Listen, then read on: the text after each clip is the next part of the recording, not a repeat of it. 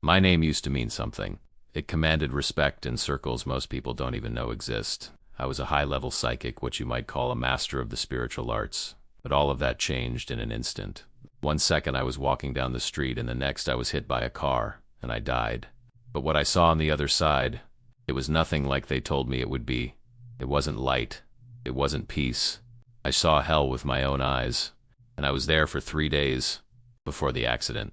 Before everything, my life looked perfect from the outside. I had a corner office in a downtown high-rise, not with a desk and a computer, but with velvet chairs and the faint, sweet smell of sandalwood incense always in the air. My clients weren't just curious college kids. They were CEOs, politicians, celebrities, people with real power, and they came to me for answers. I'd sit there across from them, the city lights twinkling below like a carpet of fallen stars. They'd look at me with this desperate hope in their eyes. They'd tell me their secrets, their fears, their darkest desires, and I would give them what they wanted. If they needed a business rival to fail, I'd whisper the right words into the darkness. If they wanted to bind a lover to them, I knew the rituals.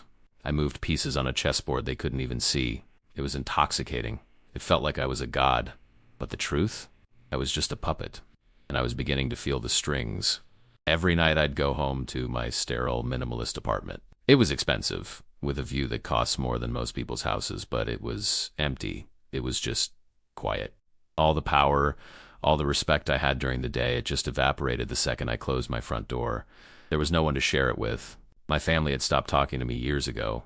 They called my work devil worship. My friends had drifted away, uncomfortable with the man I'd become. I was alone. And in that silence, I felt it. A gnawing emptiness. A cold spot in the center of my chest that no amount of money or influence could warm. The spirits I communed with, my guides, their whispers in my mind started to sound less like guidance and more like mockery. I had everything a man could want, but my soul felt like it was starving to death. I was a king on a throne of ashes. I remember the last day so clearly. I had just finished a session with a client, a powerful woman who wanted her ex-husband's new marriage to crumble. I did the spell. I took her money. But as she left, smiling, I felt sick to my stomach. I looked at my own reflection in the dark window of my office. My eyes looked hollow. I saw a man who had sold his soul for a kingdom of shadows, and he didn't even know who he'd sold it to. I knew something had to change. Something had to break. But I never could have imagined that what would break was my own body. Looking back, the signs were all there. I was just too proud, too arrogant to read them for myself. It started the week before the accident. I was in my office holding a quartz crystal I'd used for years, a piece so clear it looked like frozen water. And as I held it up to the light, a thin, black line spiderwebbed right through its heart. It just fractured, for no reason at all. I told myself it was a temperature change, a flaw in the stone, but I felt a chill that had nothing to do with the air conditioning. A few days later, the whispers started to change. My guides, the voices I'd trusted for so long, their tone shifted. The usual mockery was still there, but it was laced with something else. Something hungry. One night I was trying to meditate, and a voice, clearer than the others, hissed in my mind, "Your debt is coming due." I opened my eyes, my heart pounding against my ribs.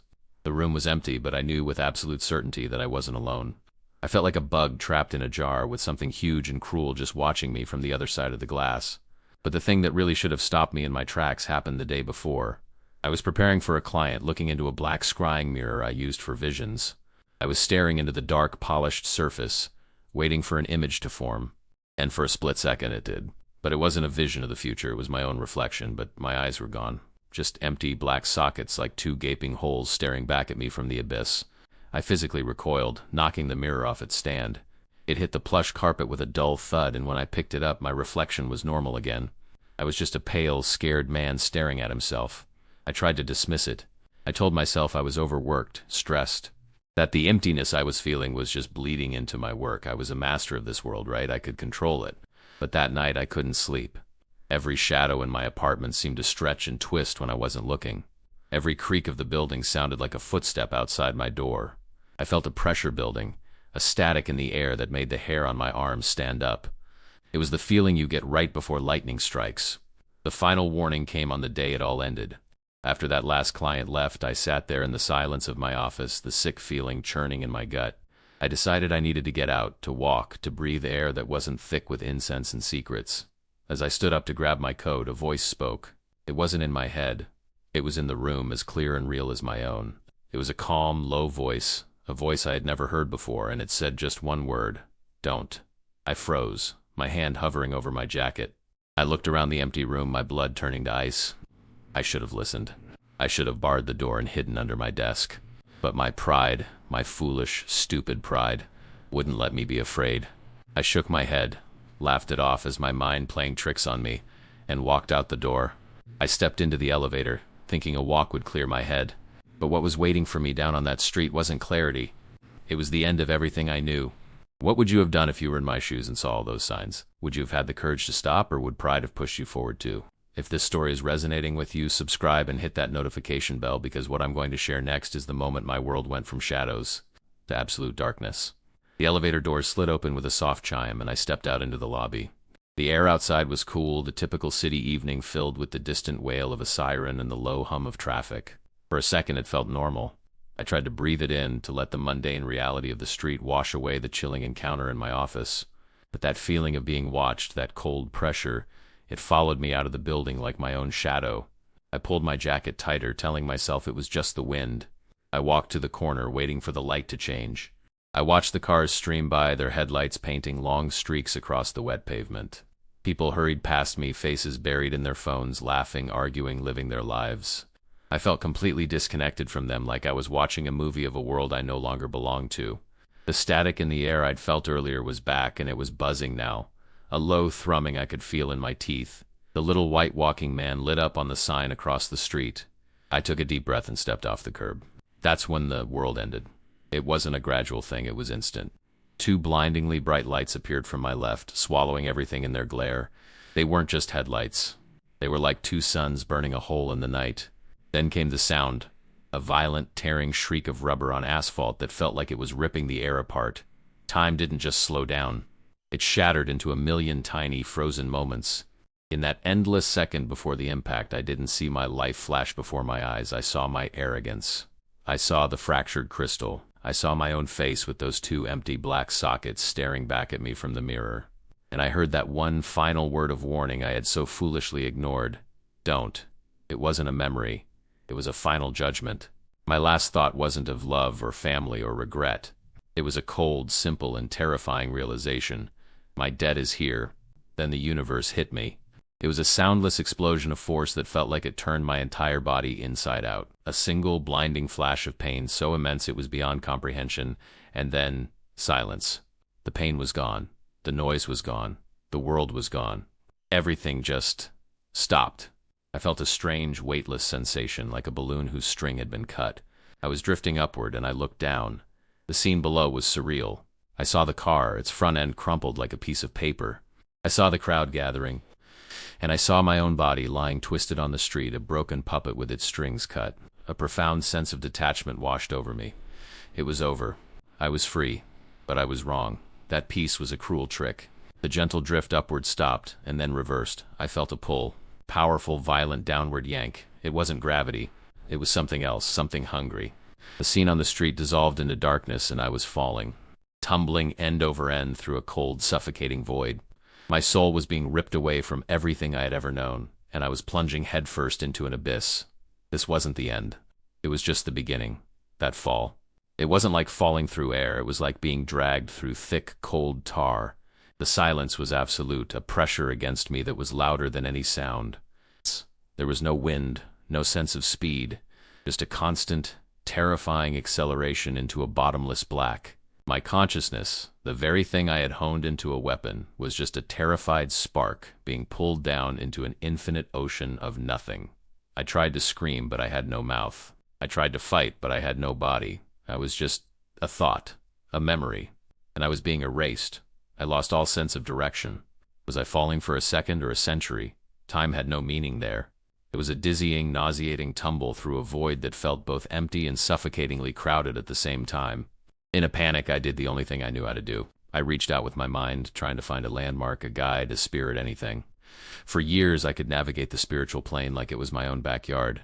I could call on beings, command them, see through their eyes. It was my gift, my power. But here, there was nothing. When I reached out, my gift was gone. It was like screaming into a pillow. The connection to everything I once knew was severed. The lines were cut. And in that moment of absolute deafening silence from the universe, I heard something new. Laughter. It wasn't a sound that traveled to where my ears would have been. It was a feeling that bloomed inside me, a cold, sharp, mocking laughter that came from the very guides I used to trust. That was the first true moment of terror, the realization that they hadn't been my servants. I had been their fool. The oppressive blackness slowly started to change. It wasn't getting brighter, it was just shifting. A faint, sickening, reddish glow began to pulse at the edges of my perception, like the dying embers of a world-sized fire. It didn't provide light, it only seemed to make the shadows deeper, more defined. And within those shadows I could sense things, countless others, twisted, writhing forms made of pure despair. They weren't ghosts of people. They were the echoes of pain, of hatred, of every evil act left to fester in the dark. And they all turned their attention to me, the new arrival. My fall finally slowed and I came to a stop. I wasn't standing on anything, I was just there, suspended in this place of red gloom and whispering shadows. The air itself felt heavy, thick with the psychic residue of unending agony. It smelled of sulfur and regret. This wasn't just an empty void, it was a place, a destination, and I knew with a certainty that froze my very soul that this was where I belonged. The whispers grew louder, slithering around me, calling me by name. They weren't just random voices. They were the voices of the people I had cursed, the lives I had ruined, the souls I had helped drag down with me. But what I saw next made all of that feel like a peaceful dream. Through the haze of red and shadow, a throne began to form. It wasn't made of gold or stone. It was made of twisted, screaming souls. And sitting on it was a figure cloaked in a darkness so profound it seemed to absorb the very idea of light. It didn't look at me, but I felt its gaze like a physical weight pinning me in place. I had called on dark entities my entire life, but I was a child playing with matches. This was the fire itself, and it was finally time to pay my debt. Have you ever had a moment where you realized everything you believed about yourself was a lie? What do you do when the foundation of your entire life crumbles beneath you? Let me know your thoughts in the comments. And if you want to know what happened when that being on the throne finally spoke, make sure you're subscribed with the notification bell on. You won't believe what he told me. The name of Jesus left my soul like a thunderclap in that dead space. It wasn't a word. It was a weapon. And the effect was instant. The crushing darkness, the suffocating atmosphere of pure hate, it shattered like glass. A single beam of light, purer and whiter than anything I had ever conceived, pierced the gloom from above. It didn't just illuminate the darkness, it annihilated it. The shrieking, shadowy forms that had tormented me recoiled, hissing and dissolving like smoke in a hurricane.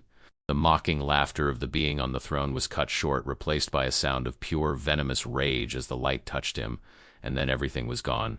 The red haze, the throne of souls, the smell of sulfur and despair, it all vanished. I was no longer falling, no longer suspended in torment. I was held. I was floating in an ocean of this pure, white light. But it wasn't empty. The light was alive. It was warm, and it pulsed with a feeling so powerful it almost broke me. Unconditional love. Every scar on my soul, every bit of filth I had accumulated over a lifetime of service to darkness, was being gently washed away. The peace that filled me was so profound, so absolute. It was a physical sensation, like breathing for the first time after a lifetime of drowning. There was no being to see, no old man with a beard on a cloud. There was only this presence, this all-encompassing consciousness that was both infinitely powerful and intimately personal. And a voice spoke. It didn't use sound. The words bloomed directly inside my soul, clearer than anything I'd ever heard with my ears. The voice was a paradox. It was the sound of absolute justice, as sharp and true as a sword, yet it was woven through with a love so deep it felt like coming home. The first thing it said to me was the truth. I saw the works you did for evil. You used the life I gave you to serve my enemy. By your actions, this was your rightful place. In that instant, I understood. There was no argument, no defense. I saw my entire life, not as a movie, but as a single, unified tapestry of cause and effect. I felt the ripple of every curse I'd cast. I experienced the pain of every family I'd helped tear apart. The weight of my own sin was a crushing mountain, and the shame was an agony far worse than anything I'd felt in that place of fire. I knew my sentence had been just. All I could do was weep, my soul contracting into a single point of pure, unfiltered regret. But then the voice continued, and the love within it swelled, washing over the justice. But I heard your cry. My son has already paid the price for your life on the cross. I will give you a second chance. A second chance. The concept was so foreign, so impossible, that I couldn't grasp it at first. In the world I came from, debts were always collected. There was no mercy, only transactions. But this was different. This wasn't a transaction, it was a gift paid for by someone else, an incredible act of sacrifice that I now understood for the very first time. I wasn't being saved because I was worthy. I was being saved because I had called on the one who was. Then came the final revelation, the new commission that would define my existence from that moment on. Go back, but no longer as a servant of darkness. Go back as a vessel for my light. Bring freedom through my word, the same word that has now set you free. There was a boundary here, a clear line drawn. The old life was over. The path forward was narrow, and it was a complete reversal of everything I had ever been. It wasn't a suggestion, it was the condition of my rescue. And with all of my renewed soul, I accepted it. Do you believe a person can truly be redeemed no matter what they've done in their past? Can a life dedicated to darkness truly be turned into a force for good? Let me know what you think in the comments below. If you want to hear about the moment I woke up in the hospital and how the world looked through my new eyes, make sure you subscribe and turn on all notifications. The stories I have to share now are not my own. They are stories of the light that saved me. That acceptance, that simple, soul-deep yes, changed everything once again. For a moment I was allowed to just be, to float in that ocean of light, to feel a sense of belonging I had never known. The thought of leaving was impossible. Why would anyone choose to leave heaven to go back to a broken world, to a broken body? I wanted to stay there forever. It was home. But the choice wasn't really mine to make. The mission had been given, and I had accepted it. The presence gave me one final thought, not as a command, but as a promise and a warning. The light that is in you will be a fire to the darkness. They will see it, they will hate it, but you will not be alone. And in that moment I understood. This second chance wasn't going to be an easy life. It was going to be a war. Then the return began. It wasn't a gentle float back up. It was a violent, instantaneous pull, like the universe had grabbed my soul with an invisible hand and was yanking it back on a cosmic fishing line. The peace was ripped away, replaced by a sense of gut-wrenching velocity. I wasn't falling through darkness. I was being shot through a tunnel of pure light, a blur of speed so immense it felt like I was being turned inside out all over again. The journey back seemed to take only a fraction of a second. There was a final, blinding flash of white and then a shock, a jolt so violent it felt like being struck by lightning. And with it came the pain. Oh, the pain. It was a tidal wave of agony that crashed over my entire being. It wasn't the torment of hell. It was the pain of a physical body that had been utterly destroyed. The cold was the first thing I registered, a deep clinical cold that seeped into my bones. Then came the sounds, a slow, rhythmic beeping, a soft hum, distant, muffled voices. It was all filtered through a thick fog, a haze that clung to my consciousness. I tried to open my eyes, but my eyelids felt like they were made of lead. I tried to move, but my limbs wouldn't respond. I was a prisoner inside a shattered shell. I was back. The psychic master was dead, but I, this new creation, was trapped in his broken body. And as the fog in my mind began to clear, a terrifying question hit me. If I was back, what else had come back with me? If you were given the choice between perfect peace and returning to a life of pain to help others, what would you honestly choose? Let me know your answer in the comments. And if you want to know what I saw when I finally forced my eyes open, and the shocking thing the doctors told me, make sure you subscribe and hit that notification bell. The miracles were just getting started. It took every ounce of will I had, a strength that wasn't my own, to fight through the pain and force my eyelids open. They felt like they were sealed shut with concrete. The first thing I saw was a blurry white ceiling tile with a water stain in the corner that looked like a screaming face. The rhythmic beeping I'd heard from a distance was now sharp and loud, right next to my ear. A machine was breathing for me, a tube scratching the back of my throat. I was pinned down not by a spiritual force, but by the simple, brutal reality of a broken body. I turned my head, a movement that sent a galaxy of white-hot pain through my neck. A nurse was standing there, writing on a clipboard, her back to me. I tried to speak, to make a sound, but all that came out was a dry, rasping click. It was enough. She froze, then slowly turned around. Her eyes widened, the clipboard clattered to the floor, and her hand flew to her mouth. She didn't scream. She just whispered one word like a prayer. Doctor. The next few hours were a chaotic blur of motion and voices. People in white coats surrounded me, shining lights in my eyes, poking and prodding. I could hear them talking about me like I wasn't there. No neurological activity for over 4 minutes. Complete cardiac arrest on the scene. This is medically inexplicable. One of the doctors, an older man with tired eyes, leaned in close. He looked right at me, not as a patient, but as a puzzle he couldn't solve. He asked me my name, I told him. He asked me the year. I told him. Then he just shook his head and walked away, muttering to a colleague, "It's a miracle." I wanted to grab him and say, "You have no idea," but what happened next was the real test. After the doctors left, a woman stepped into the room. It was my mother. I hadn't seen her in 5 years, not since our last screaming match where I'd called her faith a crutch for the week. She looked older, her face a roadmap of worry. I braced myself for the anger, for the "I told you so," but it never came. She just walked to my bedside, her eyes swimming in tears, and took my hand. Her hand was warm. It was the first truly warm thing I had felt since I'd come back. She squeezed my fingers and whispered, "I never stopped praying for you, son." And in that moment, the arrogant psychic, the master of the universe, shattered completely. I just wept. All I could manage to say back, my voice cracking, was, "I know, Mom. I'm sorry." The days that followed were the hardest of my life. Learning to walk again was agonizing, but that was nothing compared to learning how to see again. The world I had returned to was not the one I had left. Before, I saw people as pawns, as sources of money or power. Now I saw their souls. It wasn't a psychic trick. It was a clarity, a terrible and beautiful gift. I'd see a man walking down the hall laughing on his phone, but I could feel the crushing weight of despair clinging to him like a shroud. I'd see a nurse, tired and overworked, and see a faint, beautiful light of kindness radiating from her. The city I once ruled looked different from my hospital window. It was no longer a kingdom of twinkling lights. It was a battleground, a desperate war between a suffocating darkness and tiny, brilliant pinpricks of light. I had been a general for the wrong side. My old life was gone. The doctors told me my heart was weak, that the recovery would take years.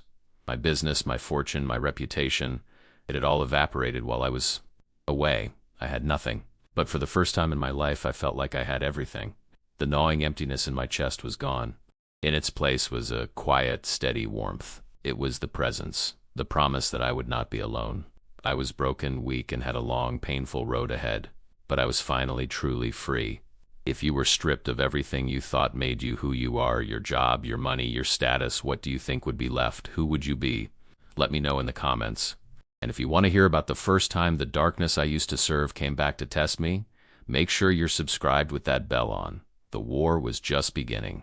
The weeks in that hospital bed felt longer than the 3 days I spent in hell. The pain was a constant, screaming reminder of my brokenness, but it was a clean pain. It was the pain of healing, not the pain of damnation. The real change, the one that shook me to my core, was what I saw when I looked out at the world. My old psychic sight was gone. That murky, manipulative ability to read people's desires was replaced by something else, something pure. I could see the light and the dark on people. It was like seeing in a new color. I'd watch the nurses come and go. Some of them were surrounded by a faint, warm glow, the light of their kindness, their patience. Others were trailed by thin, wispy shadows of bitterness or exhaustion. I saw a doctor, a brilliant surgeon, who was followed by a heavy, suffocating cloud of pride. He didn't know it, but he was carrying his own prison around with him. I used to look at people and see chess pieces. Now I saw souls. And I saw the war being waged for every single one of them. One afternoon, a nurse brought in a phone. "Someone's been calling for you every day," she said, handing it to me. "Mrs. Vanderwall." Insistent, I felt a cold knot tighten in my stomach. Amelia Vanderwall. She was one of my wealthiest clients, a woman whose power was matched only by her cruelty. She was the last person I'd performed a ritual for, the one to destroy her ex-husband's marriage. I answered the phone, my hand trembling slightly. Her voice was the same as I remembered, sharp, cold, and demanding. "There you are," she snapped, no hint of concern in her tone. "I need you. The ritual isn't working as fast as I'd like." "I'll double your fee," I amplified. My old self would have jumped at that. Double the fee meant a new car, a month's rent. But all I could feel was a profound sadness for her. I saw the darkness she was wrapped in, the chains she was forging for herself. I took a deep breath. "Amelia," I said, my voice quiet but firm, "that man is gone. He's not coming back." There was a stunned silence on the other end. "But I can tell you about the one who saved me." She hung up before I could finish. That was the first door I closed. It felt like breathing fresh air after being locked in a tomb. My new mission didn't come to me in a flash of light or a booming voice from the heavens. It started in the room next to mine. There was an old man in there named George, dying of cancer. He never had visitors, and most nights I could hear him quietly crying. The darkness around him was thick, a palpable blanket of fear and regret. One evening I managed to get myself into a wheelchair and rolled my way into his room. He looked at me with hollow eyes. We didn't talk about God, not at first. I just sat with him. I told him my story. I told him about the fear, about the feeling of being utterly alone and without hope. And then I told him about the light. I told him about the name I called and the love that answered. I wasn't preaching. I was just a survivor, sharing my map out of the darkness with another lost soul. For the first time in days, George didn't cry that night. A week later, just before he passed, he asked me to pray with him. As the first held his frail hand, I felt it. The darkness around him wasn't just receding. It was being burned away by a tiny, fragile, but brilliant spark of light that ignited in his soul. In that moment, helping that one man find peace felt more powerful than all the spells I had ever cast. I finally understood my purpose. It wasn't about being a master. It was about being a servant. When I was finally released from the hospital, I didn't go back to my Horizon apartment. I had my lawyers sell everything. The penthouse, the expensive furniture, the collection of occult books and artifacts, all of it. I told them to burn the books. I didn't want that poison touching another life. I walked away from it all with nothing but a bag of clothes and the Bible my mother had left by my hospital bed. I was broke, I was scarred, and I was weaker than I had ever been in my life. But I was rich in a way I never knew existed. The king on a throne of ashes was gone. In his place was just a man who had been given a second chance. What do you think is more valuable? Having all the power in the world or having a true purpose, even if it means having nothing else? Let me know your answer in the comments. And if you want to know about the first time the darkness I used to serve came back to test me in this new life, make sure you're subscribed with that notification bell turned on. The war was just beginning. That man, the psychic with the corner office and the hollow eyes, he's gone. He died on that street and he stayed dead. The man who came back is someone else entirely. Someone who understands that true power isn't about controlling spirits or bending the world to your will. True power is found on your knees when you have nothing left but a name to call. My entire life now is dedicated to undoing the damage I caused, to being a servant instead of a master. I learned the hardest way possible that it doesn't matter how far you've fallen. It doesn't matter what you've done or what darkness has its hooks in you. There is no pit so deep that the light can't reach it. My story isn't just my story. It's proof that redemption is real for anyone who is willing to ask for it. You don't have to wait for a car crash. You don't have to see hell with your own eyes to make that call. You can do it right now, wherever you are. That's the real miracle. If this message touched your heart and you believe in the power of a second chance, please share this video. You never know who is out there, feeling like I did, trapped, alone, and out of time. You might be the answer to someone's desperate cry. And if this story reached you, just leave an amen in the comments so I know I'm not alone in this new fight. God bless you.